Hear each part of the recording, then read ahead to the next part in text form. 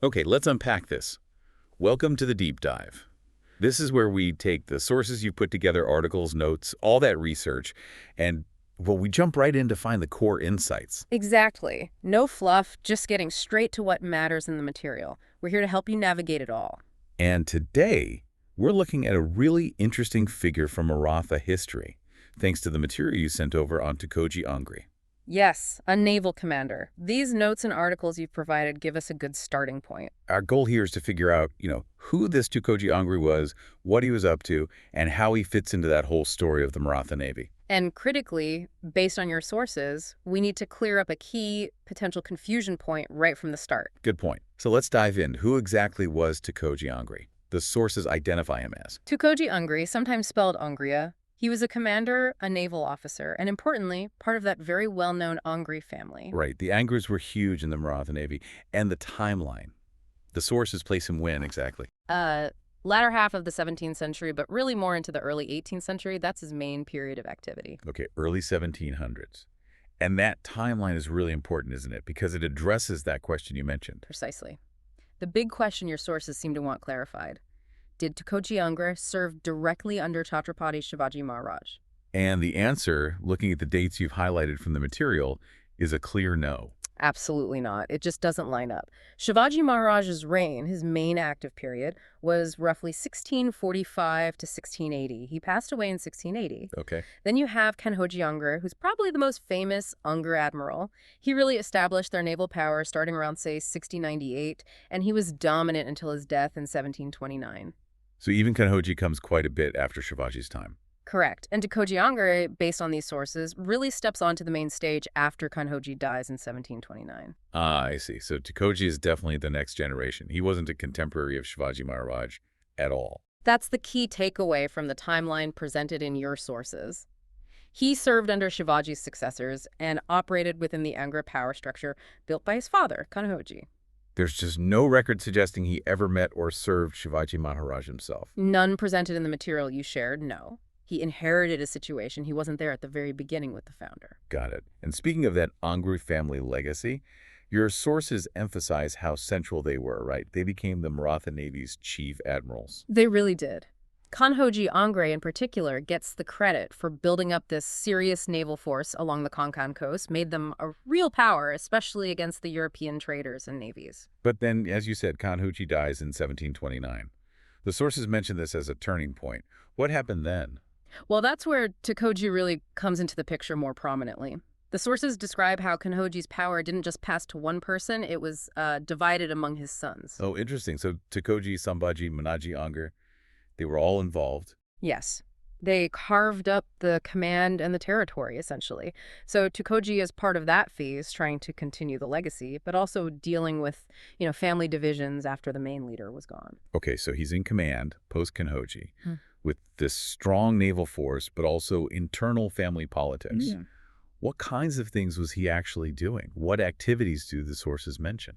A lot of conflict, basically. The sources show him involved in plenty of naval skirmishes. He was fighting against the British, the Portuguese too, trying to maintain Maratha control on the coast, sort of continuing his father's fight. Right, pushing back against those growing European powers at sea. Definitely. But it wasn't just external threats. The sources you provided also point to significant internal conflict, specifically a power struggle with his brother Kanhoji Angre. Over what? Over control of Calabar Fort, a really key strategic location. Wow. Okay, so he's fighting the British and his own brother for control of vital assets. Sounds intense. It does. It adds a whole layer of difficulty, doesn't it? And the sources also show him commanding other important places, like Vijaydurg. These forts were the backbone of their coastal power. Did his role go beyond just fighting and forts? Was he involved politically, according to the sources? Yes, they mentioned that too. He seems to have been involved in the court politics of the time, sometimes aligning with the successors of Shahu Maharaj, the Maratha king. So his influence wasn't purely military. Okay, so if we look at his specific duties, the day-to-day stuff outlined in the source material, what does that look like? It paints a pretty comprehensive picture. First, coastal defense. Managing those forts, keeping the Konkan region secure from sea attacks. That was fundamental. Makes sense. And commanding the fleet itself. Absolutely. Naval command. That meant leading the ships, the sailors, organizing patrols, directing operations. And then there's the practical side. Right, the logistics. Ship maintenance is mentioned, overseeing the shipyards, repairs, maybe even some shipbuilding.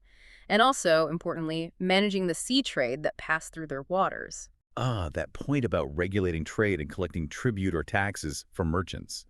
That's fascinating. It really is. It shows the Angre Navy under him wasn't just a defensive force. It was projecting power, controlling the sea lanes, generating revenue. It shows the extent of their authority. Okay, let's try to pull these threads together then, based strictly on the source material you've given us. What are the absolute key takeaways about Tukoji Angria? All right. First, definitely a warrior, a naval commander. No question there. Second, he did not serve Shivaji Maharaj directly. He belongs to the next era. That seems crucial based on your sources. Crucial clarification, yes.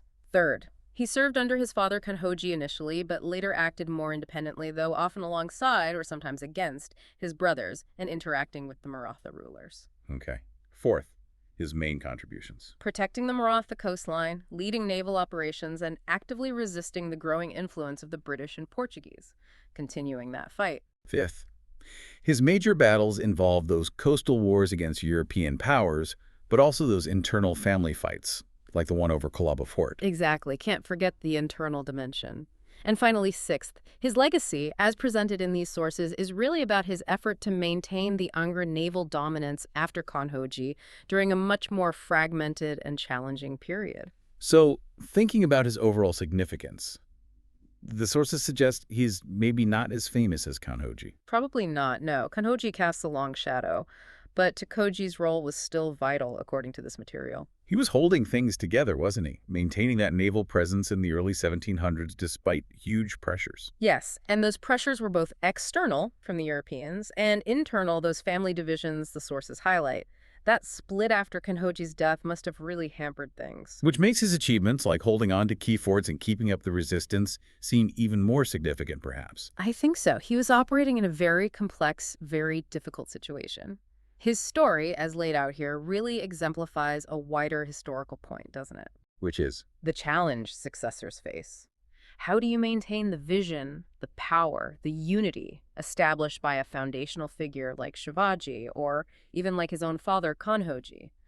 It's often much harder than building it in the first place. That's a great point. So bringing it back to you, the listener, why does digging into Tukoji Angre, based on these specific sources you've provided, actually matter? Well, because looking at figures like Tukoji, the ones who come after the legends, gives you a much richer, more complete picture of history. It's not just about the famous founders. It's about how things continue, how they change, how legacy is actually managed or sometimes fumbles. Right. His story, with the external enemies and the internal family feuds, makes those challenges very real, very tangible. It's not just abstract historical forces. Exactly. It's about leadership under pressure from all sides.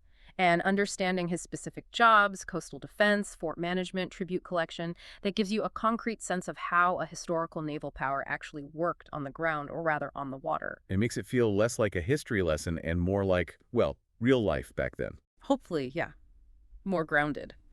So we've really explored the material you shared on Tukoji Angre. We've clarified that timeline issue regarding Shivaji, looked at his role after Kanhoji, and detailed the actions and responsibilities highlighted in your sources. Yeah, we've established he was a key figure in that post-Kanhoji period, continuing the naval resistance but facing those tough internal and external challenges. Thank you for bringing these sources to us and joining this deep dive. It's a complex and important story woven through them. It absolutely is. Glad we could explore it together. And reflecting on Tukoji Angre's situation, it leaves us with a thought, doesn't it? Something to mull over. When a powerful vision and legacy are set by a founder, how do the leaders who come next successfully navigate both the external dangers and the internal divisions to keep that legacy not just alive, but thriving for the future?